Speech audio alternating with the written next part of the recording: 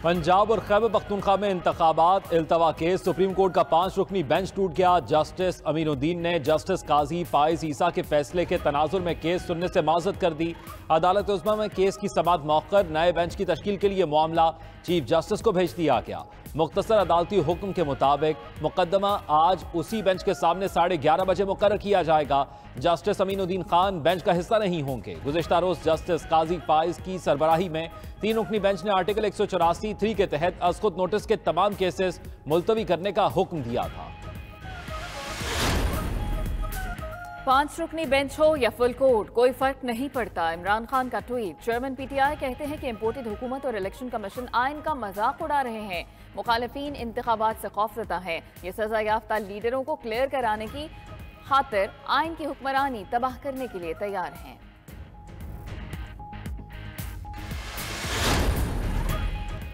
Certified आइन शिकन के मुंह से आइन का नाम लेना भी घिनौना मजाक है। चीफ ऑर्गेनाइजर मुस्लिम लीग नून मरियम नवाज का इमरान खान के बयान पर रद्द-ए-अमल।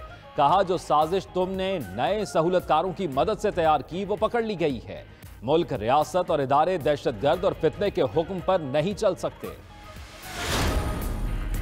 अदालती इस्लाहात बिल सुप्रीम कोर्ट को मजबूत करेगा। वजीर आजम शहबाज शरीफ का ट्वीट। लिखा, इस बिल से बेंच की तश्कील और आर्टिकल 184(3) के अमल को शफाफ और जामिया बनाने में मदद मिलेगी। बिल की मंजूरी से इंसाफ की फराहमी में भी मदद मिलेगी।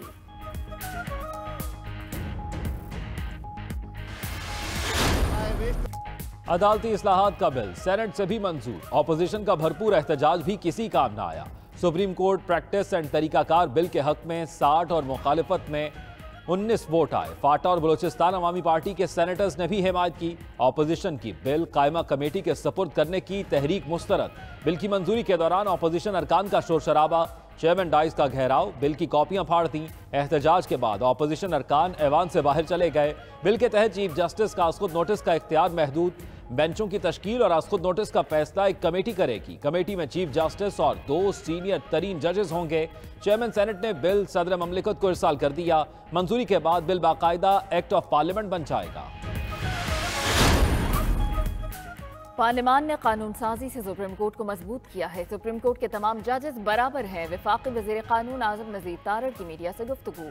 कहा कि शख्सियत को मजबूत करने के बजाय निज़ाम को मजबूत होना चाहिए। 2 दहाइयों से सुप्रीम कोर्ट में नया रुझान देखा गया है। ऐसे सुओ मोटो लिए गए हैं, लोगों ने उंगलियां दांतों में दबा ली। अज़खुद नोटिस की वजह से अरबों डॉलर्स के नुकसान रियासत ने उठाए। सेनेटर फारूक इचनाइक बोले कि कानून साजी से सुप्रीम कोर्ट की ताकत बढ़ी।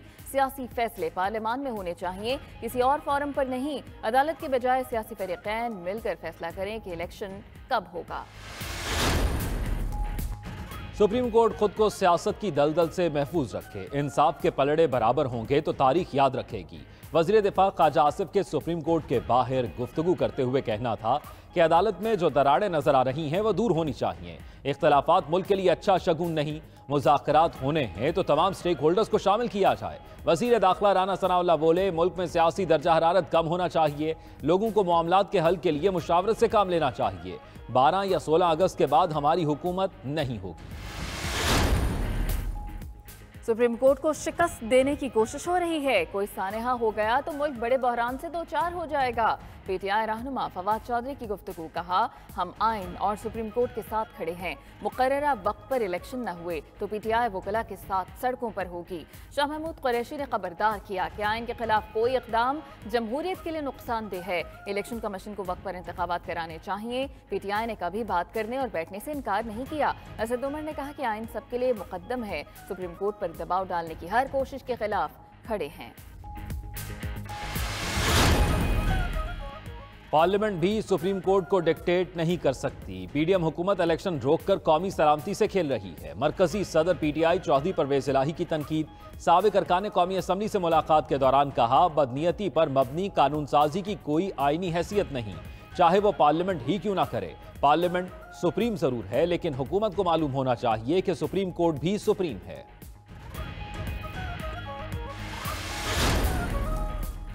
अदालती इस्लाहात आईनी तरमीम के बगैर नहीं हो सकती। ऐसे कानून पास होगा तो 15 दिन में कालेदम हो जाएगा। पीटीआई के सेनेटर अली जफर का बिल कमेटी में न भेजने पर एतराज। बोले कि सुप्रीम कोर्ट में आईनी मसला चल रहा है। अदालत पूछ रही थी कि आइन में कहाँ लिखा है कि पैसे न होने पर इलेक्शन लेट किया जा सकता है। कायदे हिज़्ब इख्तिलाफ शहजाद वसीम ने बिल को अदालत पर बिल वास्ता हमला करार देते हुए कहा कि जिनसे आटे की लाइन नहीं बनती वो सुप्रीम कोर्ट रूल्स बनाने चले हैं। ये इस्लाहात का नहीं, जाती मफादात का बिल है।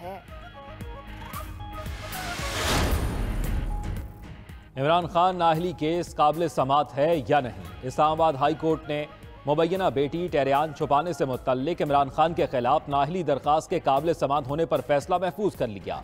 खातून जज धमकी केस में इमरान खान के नाकाबिल जमानत वारंट गिरफ्तारी आज तक मुअत्तल।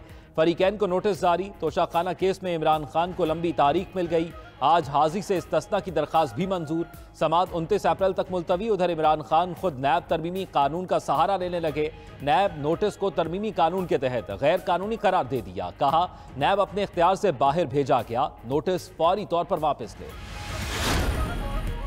वज़ीर आज़म का जस्टिस काजी फाइज ईसा के खिलाफ रेफरेंस वापस लेने का हुक्म। वज़ीर कानून को रेफरेंस वापस लेने से मुताल्लिक़ हिदायत जारी। वज़ीर आज़म शहबाज शरीफ ने कहा कि रेफरेंस के नाम पर जस्टिस काजी फाइज ईसा और उनके अहले खाना को हिरासा और बदनाम किया गया। ये रेफरेंस नहीं था बल्कि आइन और कानून की राह पर चलने वाले मुनसिफ मिजाज जज के खिलाफ इमरान न्याजी की इंतकामी कार्रवाई थी।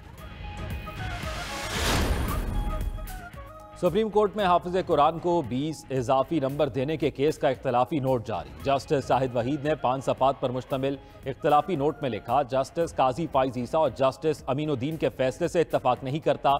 अज खुद नोटिस में वो बातें जेर बहस लाई गईं जो केस का हिस्सा ही नहीं थी। वज़ीर आज़म शहबाज शरीफ से पीटीएम सरबरा मौलाना फजलुर रहमान की मुलाकात। मौलाना फजलुर रहमान ने वज़ीर आज़म को supreme court practice and procedure bill की पार्लियामेंट से मंजूरी पर मुबारकबाद दी। इत्तेहादियों की तरफ से मुकम्मल ताउन की यकीन दहानी भी कराई। मुलाकात में मौजूदा मुल्क की सियासी सूरत हाल पर भी तफसीली मुशावरत की गई।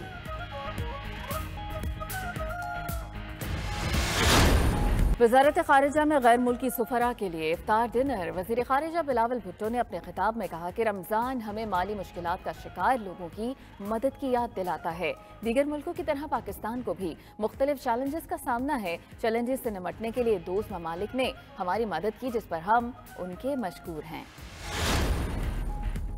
वज़ीर ख़जाना इसाक डार का मुल्क में बहुत ज़्यादा महंगाई का एतराफ़। सेनेट इजलास में खिताब करते हुए कहा, पाकिस्तान डिफ़ॉल्ट नहीं करेगा, हम मुसलसल बैनुल-अक़वामी अदायगी कर रहे हैं। साथ ज़र मुबादला के ज़खायर में भी बेहतरी आई है जो 10 अरब डॉलर से बढ़ गए हैं। कोशिश है जून तक ज़खायर को 13 अरब डॉलर तक ले जाएं। चीन को 2 अरब डॉलर वापस किए, वो वापस आ गए। मजीद कुछ आ रहे हैं, जबकि IMF से टेक्निकल बातें मुकम्मल हो चुकी हैं।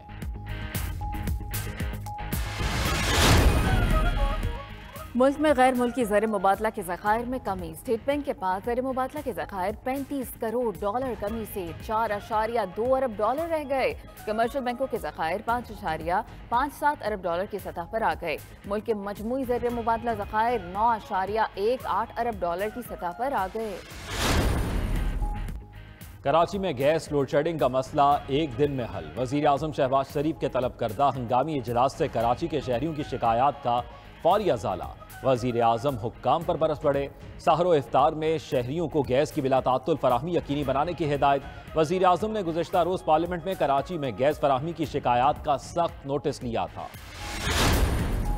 ग्रेड 16 से 22 तक के अफसरान की मुफ्त बिजली खत्म की जाए। पब्लिक अकाउंट्स कमेटी ने वज़ीर आज़म को सिफारिश कर दी। चेयरमैन नूर आलम खान की ज़ेर सदारत पब्लिक अकाउंट्स कमेटी का इजलास। पार डिवीजन हुकाम ने कमेटी को बताया, अफसरान को एक साल में 9 अरब रुपए की बिजली मुफ्त दी जाती है। रवां साल पार डिवीजन में नुकसानात 590 अरब रुपए हो जाएंगे। 92 न्यूज़ की रहमत रमज़ान इफ्तार ट्रांसमिशन नाजरीन की जानिब से खूब पसीराई। ट्रांसमिशन के आगाज़ पर कारी मोहम्मद अवैस असगर ने तिलावत की सादत हासिल की। अलहाज शहबाज कमर फरीदी और हम नवाओं ने हदिया नात पेश किया। ट्रांसमिशन का उन्वान हमारा आइडियल कौन था। मुमताज़ मेज़बान जुनैद इकबाल, मुफ्ती फारूकुल कादरी, डॉक्टर फरहान खान अब्बासी, मारूफ अदाकार और अदीब मोहम्मद इफ्तिखार इफ़्फ़ी ने सैर हासिल गुफ्तगू की।